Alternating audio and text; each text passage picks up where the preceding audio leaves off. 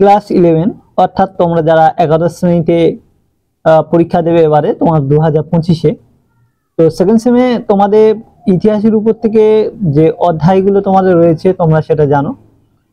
তো এখানে তোমাদের যে কয়টি আমাদের অধ্যায় রয়েছে সেখান থেকে প্রথমে পার্ট মানে প্রথম অধ্যায়ের দিকে 4 অধ্যায় থেকে তোমাদের 8 নম্বরের প্রশ্ন তোমাদের একটা আসবে।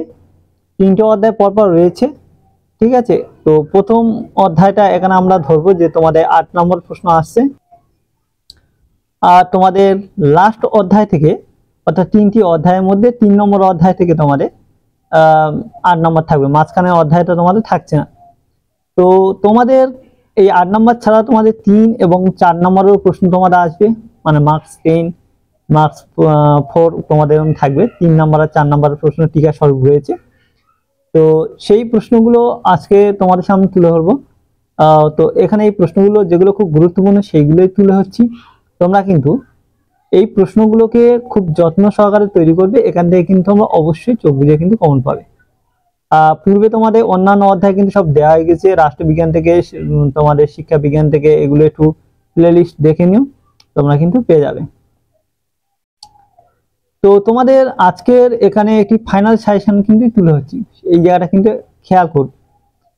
তো দেখো তোমাদের 3টে অধ্যায় যে তোমাদের রয়েছে সেখানে তোমার একদম প্রথম অধ্যায় থেকে তোমাদের জিয়াউদ্দিন বারুনি বর্ণিত প্রথম 8 নম্বরের প্রশ্নগুলোই বলছি। এখান থেকে প্রথম অধ্যায়ে যে 8 নম্বর প্রশ্নগুলো আসবে সেগুলো আগে দেখে নাও। তো জিয়াউদ্দিন বারুনি বর্ণিত সুলতানি যুগে নরপতিতে আদর্শ কি ছিল, ঠিক আছে। এই প্রশ্নটি তোমরা খুব ভালো করে করবে। তবে এই জায়গাটা তোমাদের বলি, এখানে কিন্তু জয়েন্ট আকারে প্রশ্ন আসে। জিয়াউদ্দিন বারুনি বর্ণিত সুলতানি যুগে নরপতিতে আদর্শ কি ছিল, এবং সুলতানি রাষ্ট্র কি ধর্মাশ্রয়ী রাষ্ট্র ছিল, বা সুলতানি রাষ্ট্রের প্রকৃতি কেমন ছিল ব্যাখ্যা করো।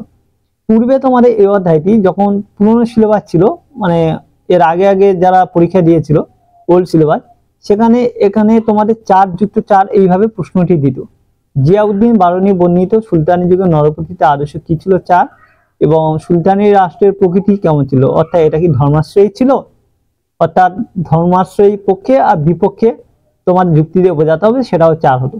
তো তোমাদের একটি প্রশ্ন এইটা ভালো করে করবে, খুব গুরুত্বপূর্ণ প্রশ্ন। তো এই প্রশ্নটি 4+4, এখানে আমি লিখিনি যে ধর্মাশ্রয়ী ছিল কিনা, কিন্তু তোমরা প্রকৃতিটা, রাষ্ট্রের প্রকৃতি, সুলতান যুগের রাষ্ট্রের প্রকৃতি এর সঙ্গে জয়েন করে নেবে।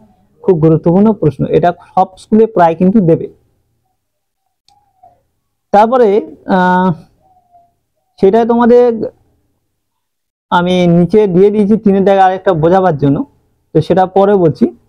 এইবার তোমাদের যেটা আরো একটি প্রশ্ন, দ্বিতীয় প্রশ্ন যেটা খুব গুরুত্বপূর্ণ প্রশ্ন দাবি রাখে, সেটা তোমাদের আরো একটা বলে দিচ্ছি, এখানে এখানে লেখা হয়নি তোমাদের। সেটা হচ্ছে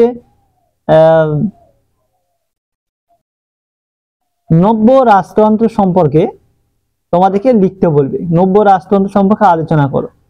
তো টমাস ক্রমওয়েলে নব্য রাজতন্ত্র সম্পর্কে আলোচনা করো, এই প্রশ্নটি।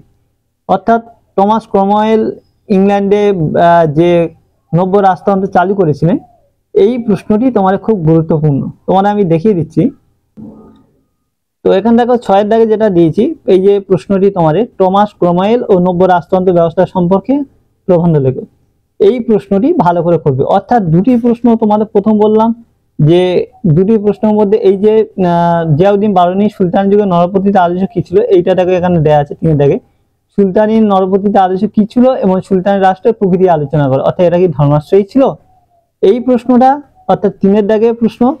আর তোমাদের এই 6-এর দাগে টমাস ক্রমওয়েল ও নব্য রাজতন্ত্র ব্যবস্থা সম্পর্কে প্রবন্ধ লেখো, এই দুটি প্রশ্ন প্রথম অধ্যায় থেকে তোমরা ভালো করে করবে।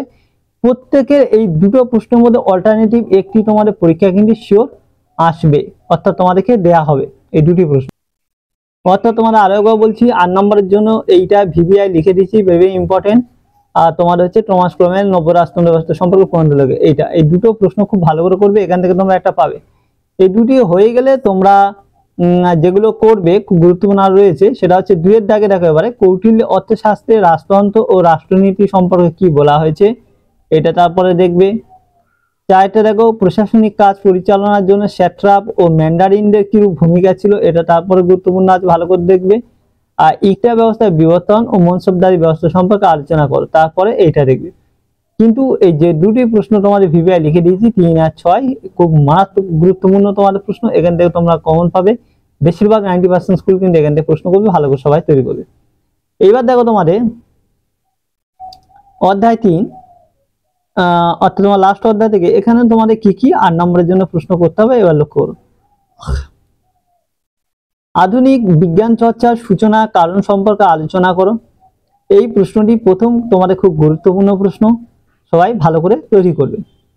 দ্বিতীয় প্রশ্ন আছে দেখো, কোপার্নিকাস থেকে নিউটনের কাল পর্যন্ত ব্যাখ্যা করো, পৃথিবীর অবস্থান ধারণা কিভাবে গড়ে উঠেছিল। তারপরে তোমরা এই প্রশ্নটি মোটামুটি ভাবে দেখো, এটা মিডিয়াম প্রশ্ন।